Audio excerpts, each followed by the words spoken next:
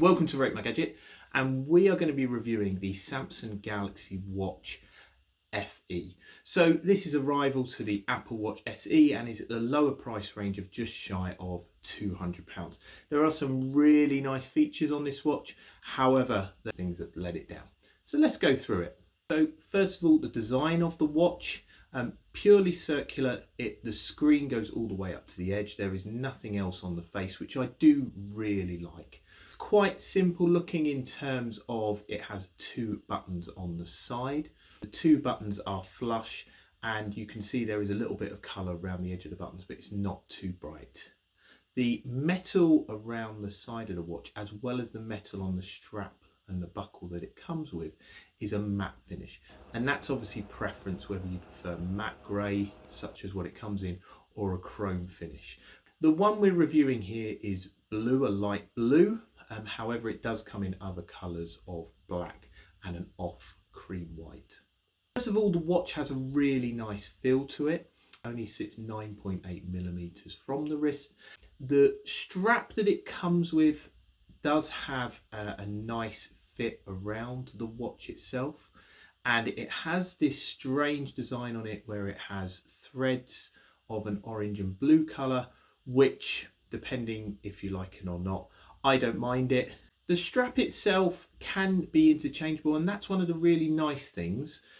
It's a push button strap, but the actual strap fit itself is standard straps that you'd get with like a pin and spring.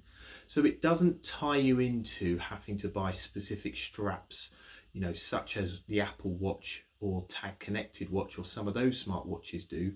So you can buy any watch strap out there as long as you get the right lug width. However, and the one thing I really don't like is the push button configuration. So on the inside of the strap, there's a push button which quickly releases the watch strap. My concern would be that over time, because that presses against your wrist, there may inadvertently be a situation where the watch strap comes loose. However, saying that, the button itself was a very firm push, and therefore actually there's probably little chance of that happening. The one thing that I really did not like, and we actually had issues even filming for this review, was the fact that the surface is so flat you do get quite a bit of glare off the watch. Now, it's probably not that noticeable, but on some of the Apple Watches and other smartwatches, you do have a little bit of a chamfer on the actual screen itself, which does help with the glare. In this case, although the design of the watch is very nice, in bright sunlight we found it very difficult to be able to, if you catch it the wrong way, to actually be able to read the screen.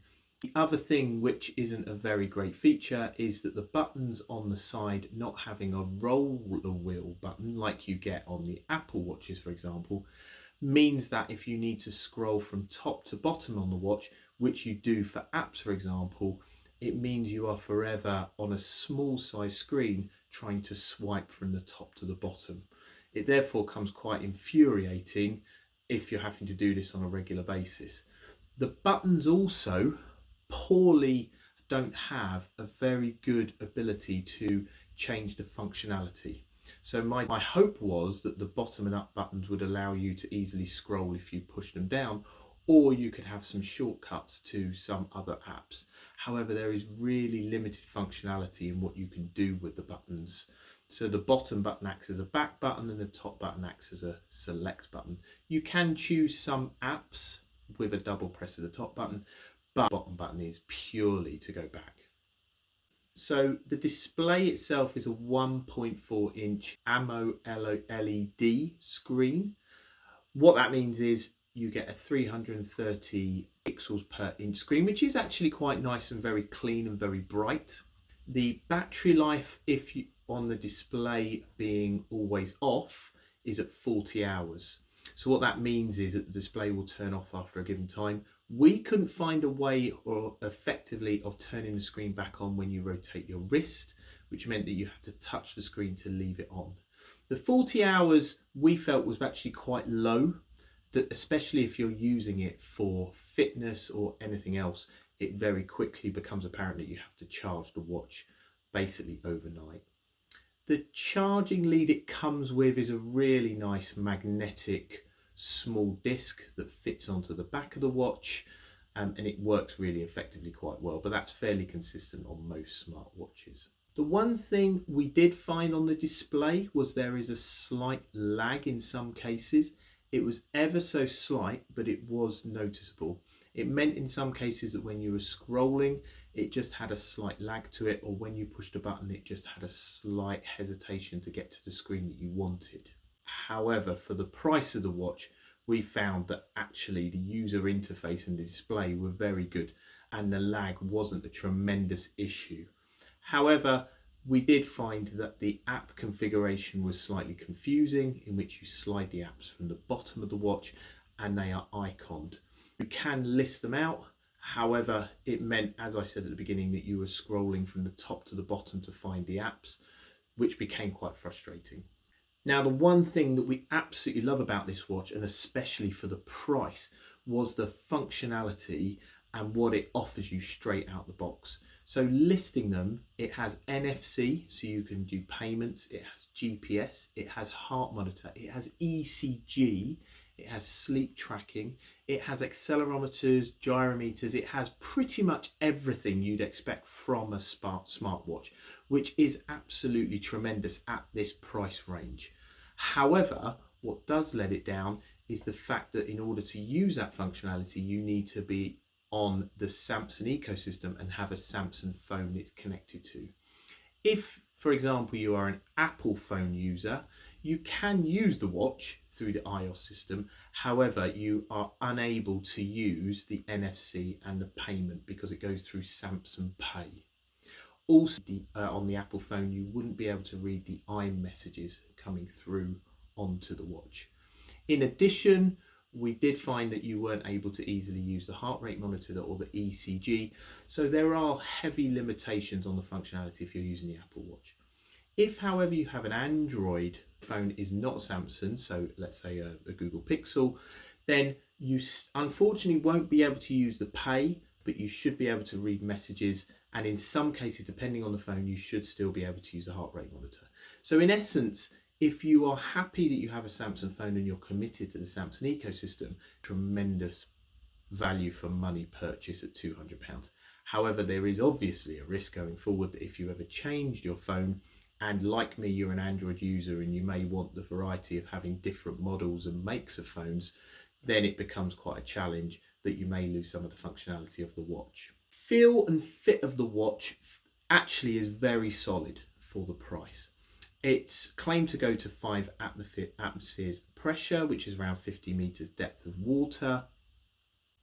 And it has an IP68 dust protection. So the unit itself is actually very well sealed, whether it could go down to 50 meters or not, but regardless, it is quite a nice sealed unit, which is going to be quite robust.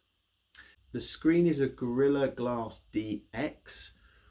What that means, we don't know. However, it is heavily sold and others are really positive about its scratch proof and its strength in terms of the screen itself. Now, overall, what do we think about the watch?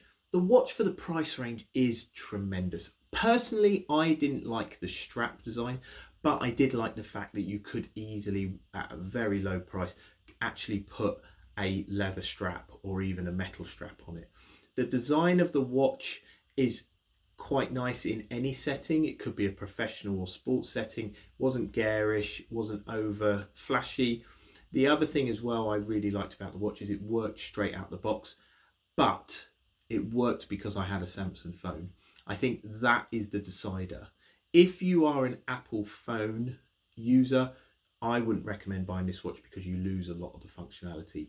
In addition, if you're an Android user like myself and you want the possibility of going to other phone manufacturers in the future and not be tied to Samsung, then again, you may have to rethink it. However, as I said, for £200, the functionality you get is tremendous.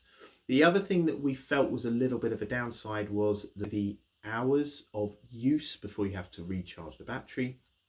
If you're using it with always off display, it roughly is about 40 hours, and that was about right. We did find that. However, when we started using it for fitness or for tracking our sleep or for heart rate monitoring, and we left the screen on, it very quickly started draining the battery. And so overall, I would say it's a great watch for the price if you're happy staying with the Samsung brand. Otherwise, there may be other alternatives, and we do compare, for example, to the Apple Watch SE, which although is about £50–60 more, is a great watch to link in with the Apple ecosystem. I hope that's helped. Please do like, please subscribe. Do leave any comments and messages below. Thanks for watching.